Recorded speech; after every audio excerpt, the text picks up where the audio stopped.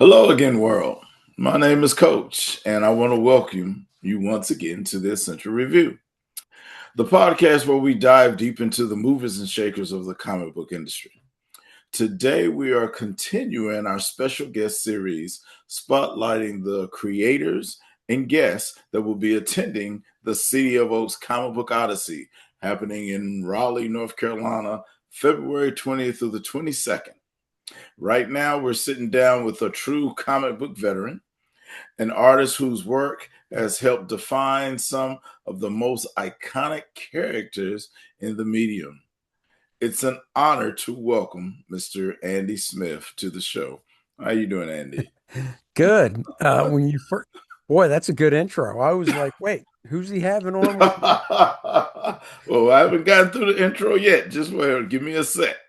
Andy is a legendary comic book artist with decades of experience working for both Marvel and DC Comics. Known for his dynamic storytelling, clean line work, and powerful action sequences, Andy has left his mark on titles featuring characters such as Batman, the X-Men, Superman, and Wonder Woman.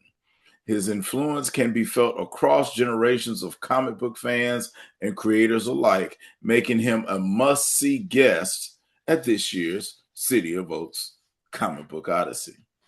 Nice. So, Andy, I know most people want to say, okay, how did you get started? Um, I want to jump in that because you're going to be doing a couple of panels at the Mm. COCO, and people will have a chance to ask that question. Um, but I want to say, when you look back, what was the very first project that you did that you felt was like a true breakthrough moment for you? Oh, that's a good question. Most people ask what the first one is, which I'm glad you didn't because it wouldn't be well, it wouldn't be those. I can't imagine anybody saying it would be the first stuff. Right. Um, wow, breakthrough type thing. Uh, man. Oh, that's tough. I had a my first monthly book Uh, was Quasar at Marvel, and it was halfway through 92 maybe, okay. somewhere around there. And I don't know if it was a breakthrough. To me, I guess it was because up until that point, I had steady work, but not a monthly gig. So Right. it was my first monthly gig, and even though, like I said, I had steady work, where I was still working every day and stuff, when you get that monthly book, it kind of changes because you now know that it's like, okay, I've got, the 21 pages to do. I've got like 4.5 weeks to do them. And it's, month in, month Right. out. Right. Before that, um, I would usually take a few days off between jobs because it Right. wasn't like monthly stuff. So it was like, oh, I just finished this. I got this coming up, but I got a few days I can kill. But on Right. a monthly book, I didn't really have that. And uh, I guess, you know, saying breakthrough, I'll choose that as well because I can look at the first issue and then look at the last one, and I can see a good, steady growth from working on it. And I started on Quasar with issue 40, where I did half the book. Steve Lytle did the first half and I did the second half. And I Okay. took over after that. And then I did up into 50, but 49 was a fill-in issue because 50 was like, I don't know if it was double size or just like, one and a half. So instead of Right. Yeah. 21 pages, it Yeah. might have been 30.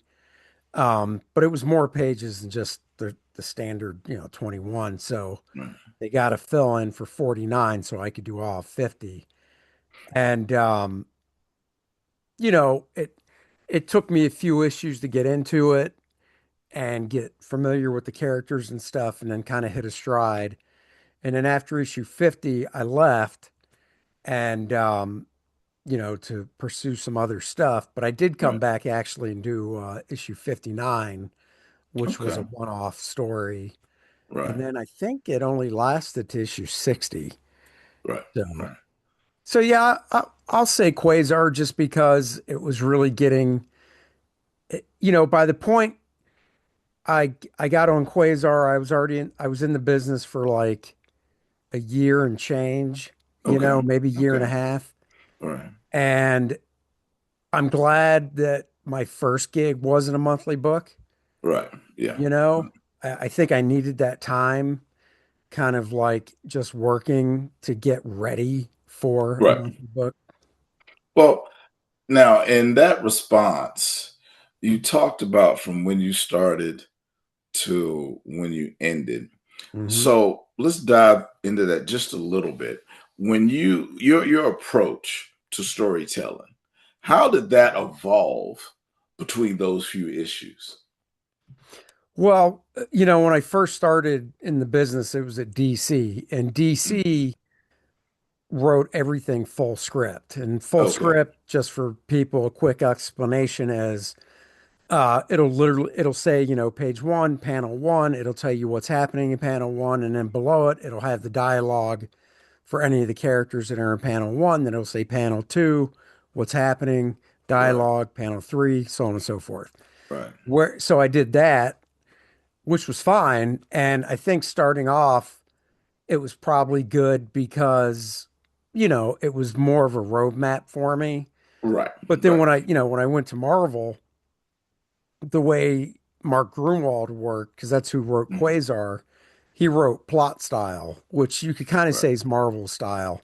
And plot Right. style is, page one, and it's just a block of type, Right. a paragraph Yeah. that describes the page, no panel breakdowns. That's up to me as the artist, storyteller. Right. And, maybe minimal dialogue suggestions just so I know how to draw the characters acting and Right. stuff.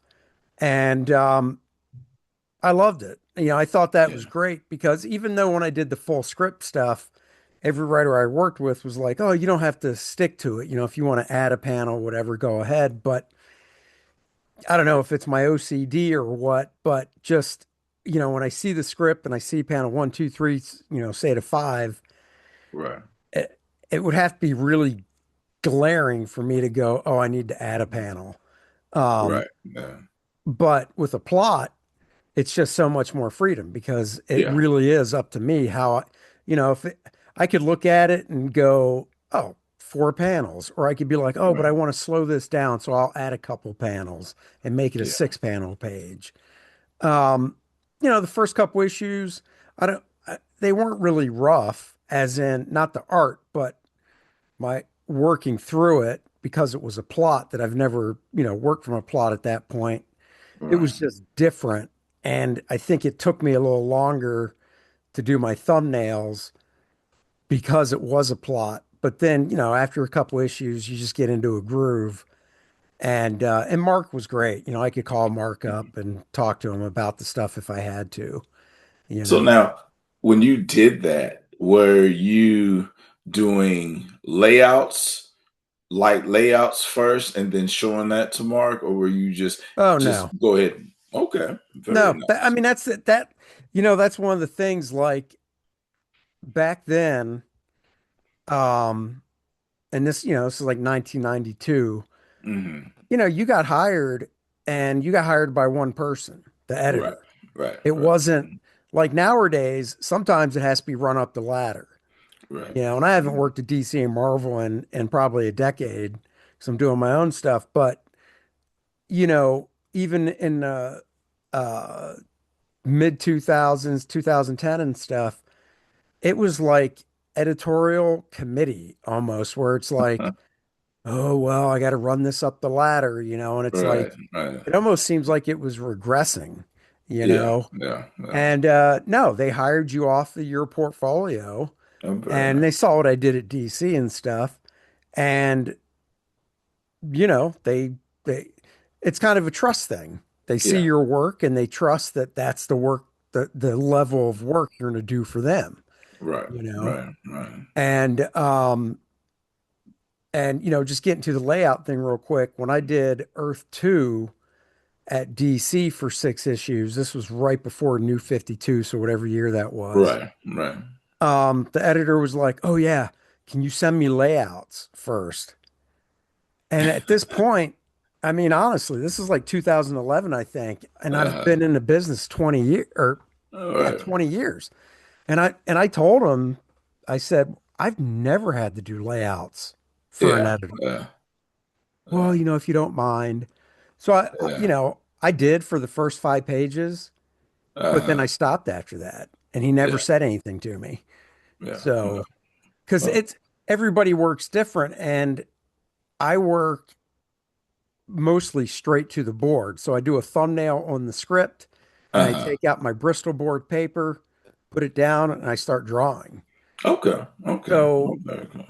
I couldn't send him the thumbnail because it was too small and Definitely. scribbly. Yeah. Yeah. Yeah. And I was never really used to doing layouts for somebody to Right. look Right. at.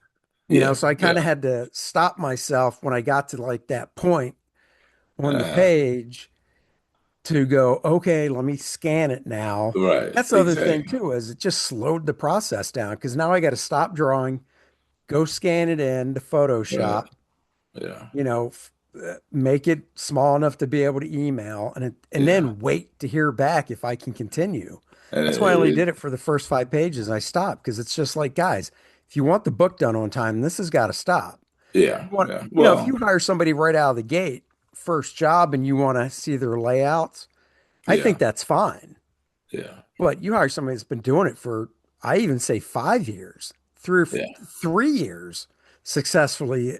You don't need to see their layouts. Well, I mean, well, from my experience, which is very small, um, that, you know, after the first panel, page, page and a half, you can tell if the what you're trying to as a writer trying to get out is being projected the right way.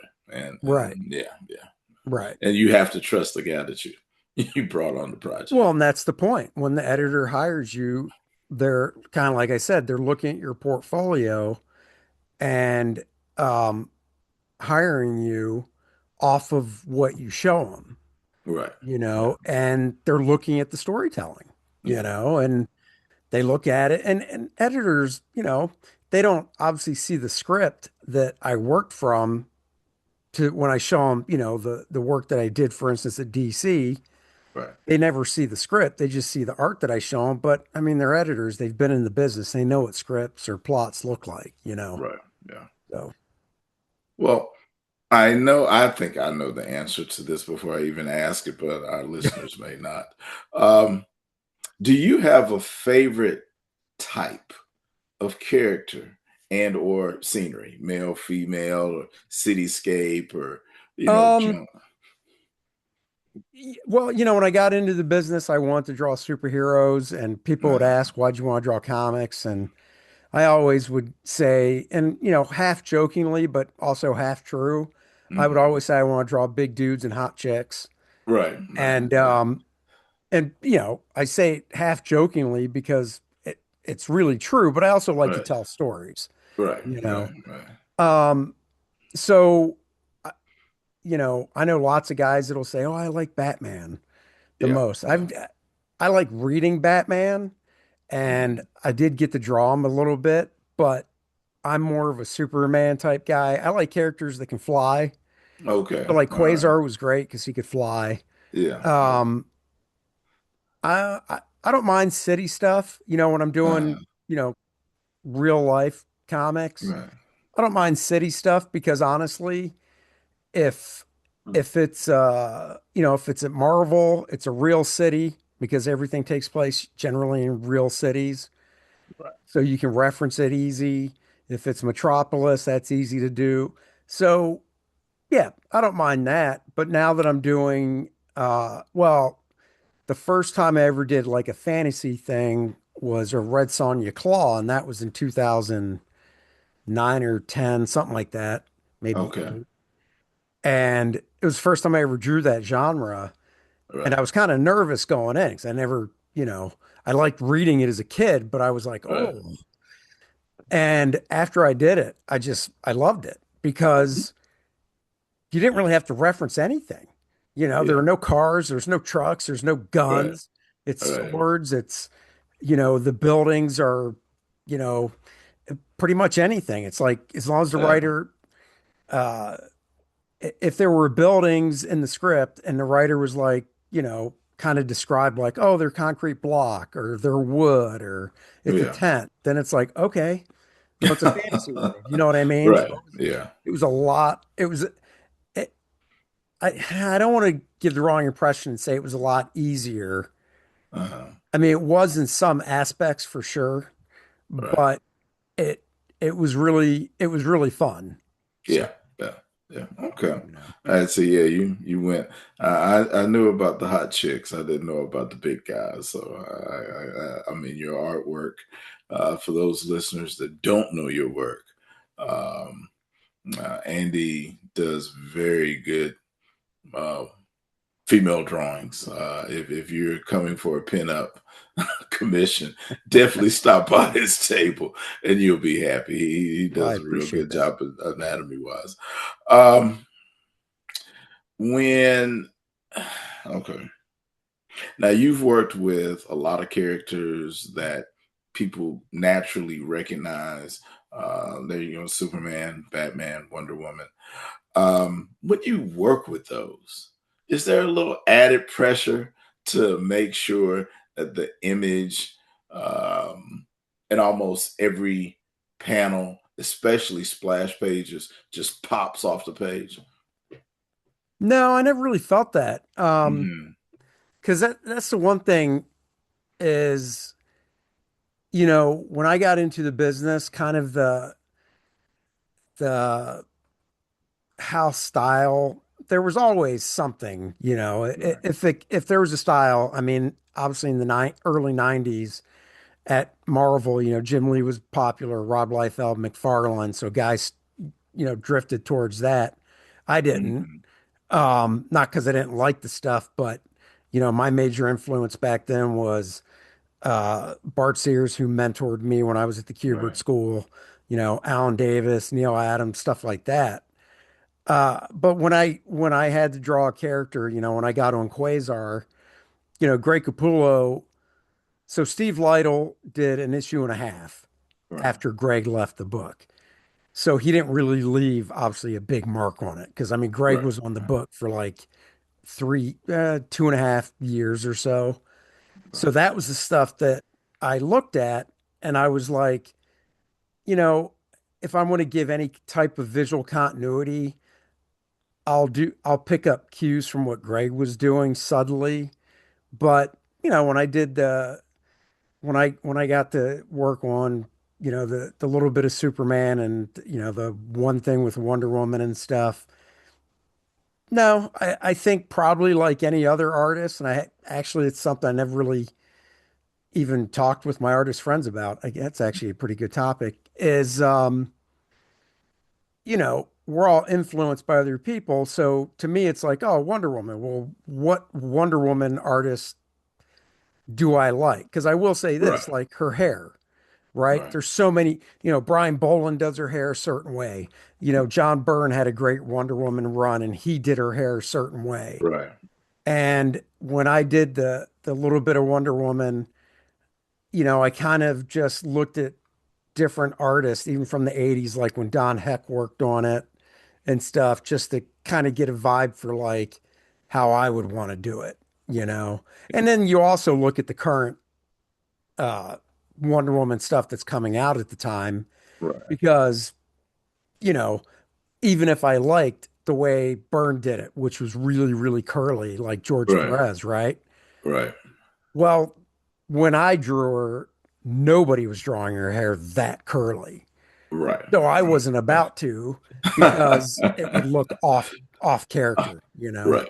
Right. Right. But no, I've never really felt like, oh no, I'm so many great guys have like worked on this. I mean, I know that it's in the back of my Right. mind, but it wasn't anything that I was like, oh, I got to live up to this, Yeah. you Okay. know? Well, now speaking specifically about the COCO, when attendees come in, what can they expect when they come by your table? A little bit of song, a little bit of dance, maybe a little tap. Um, no, I'll have my portfolio. Now, I keep all the original art from published comics that I've worked on. Okay. I originally sold the stuff for a little bit, but then around 95, 96, I stopped selling it. Okay. But I still have original art that I bring. And it's stuff that I do kind of for fun Right. for myself. And because I do it for fun, it's weird. I just don't have an attachment to it. Right. But when I got paid for it from the company and it was actually printed in a book, there's just this attachment and I want to keep it. Right. Right. So I've got a portfolio with original art like that. Then on my YouTube channel, um, for a few years, I was doing every week a time lapse drawing of just a single character. And I Okay. did those like on 5.5 by 8.5 paper. Right. So they're not big, but they're Marvel, DC, some independent characters, whatever, I felt Yeah. like drawing for the time lapse video. And I bring those because they're small, they're affordable, Right. and Right. it's just cool shots of, different characters and stuff. And I've got such a stockpile of them from doing those time lapse videos. And then, Now, with my own publishing now, Astonishing Comics. that's it. That's where I Yep. wanted to go.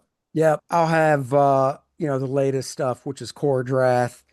And then, I've got a sketchbook out that I did and some other books and stuff that I bring and set out as well. Okay. Okay. And the publishing company, how has that been going? It's going good. We Good. have our in the core draft world, we did two core draft books, and then instead of going right to the volume three, there's a character in the book called Lilith, and core draft is like for people watching is a Conan, Game of Thrones, D&D type all mashed together. Okay. And so Lilith, she's a succubus. She's attractive, of course, and Okay. she kind of rides the line between good and evil. And Okay. we thought we got a lot of good response from her. Right. So we're doing a one shot with her that kind of tells her backstory, which Okay. is still crowdfunding on Indiegogo and Kickstarter. And it's what I'm working on now. Oh, So very cool. Very cool. yeah, it's going Very good. good. Well, we want to thank you, Andy, for joining us today and bringing a little of your personal magic to the Coco.